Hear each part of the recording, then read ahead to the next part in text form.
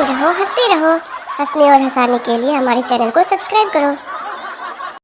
गांव की एक नई नवेली बहू ने पहली बार मक्खन निकालने के लिए दही को मथा।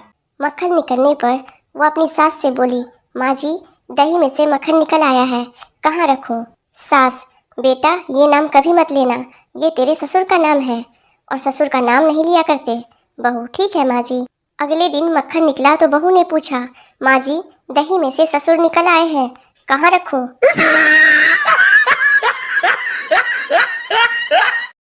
हरियाणा का एक बूढ़ा व्यक्ति बस में बैठा था।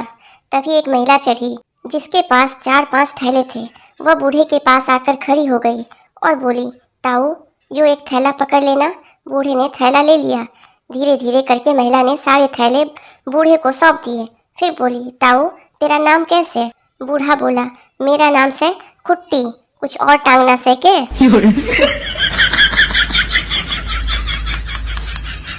जब घर में बच्चा पैदा होता है तो माँ, इसकी नाक मुझ पर गई है, पापा, इसकी आंख मुझ पर गई है, चाचा, इसके बाल मुझ पर गए हैं, मामा, इसकी स्माइल मुझ पर गई है, बुआ, इसके गाल मुझ पर गए हैं। और वही बच्चा जब जवान होकर लड़की छेड़ता है तो सब बोलते हैं, पता नहीं हरामखोर किस पर गया है। एक बच्चा अपने पिता से कहता है, शादी करा दो। पिता, क्यों बे? बच्चा, जल्दी करो नहीं तो मैं दादी से शादी कर लूंगा। पिता, क्या तू मेरी माँ से शादी करेगा? बच्चा, हाँ, आपने भी तो मेरी माँ से शादी की हुई है।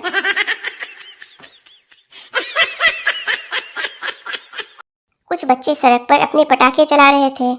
अभी पटाखे में चिंगारी लगाई ही थी कि सामने से एक आंटी आती दिखी।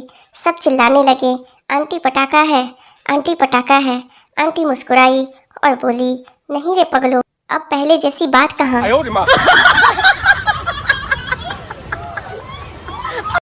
लड़का अपनी गर्लफ्रेंड की याद में उदास बैठे पानी में पत्थर मार रहा था। एक मेढक निकलकर बोला, पानी में आ, तेरी उदासी उतारता हूँ। अपनी वाली के चक्कर में मेरी वाली का सिर फोड़ दिया। पति कमरे में बैठा शराब पी रहा था। यह देखकर पत्नी गुस्से में तमतमाकर बोली, आपने तो कहा था बिना किसी वजह के शराब को हाथ भी नहीं लगाएंगे, फिर यह सब क्या है?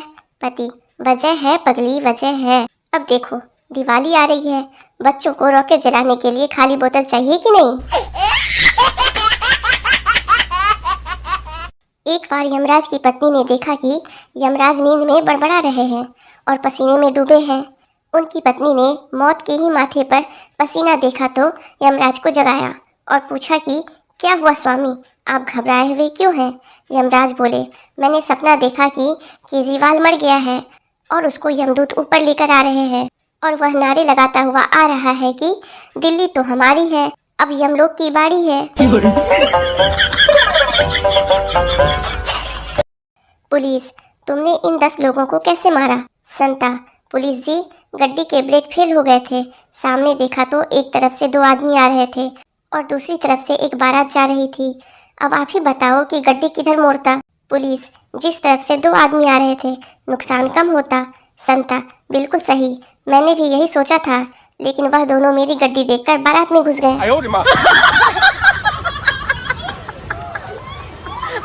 तरबूज बेचने वाले लड़के से मैंने पूछा कि तरबूज पर थपकी मारने से तुम्हें कैसे पता चलता है कि ये मीठा और लाल निकलेगा?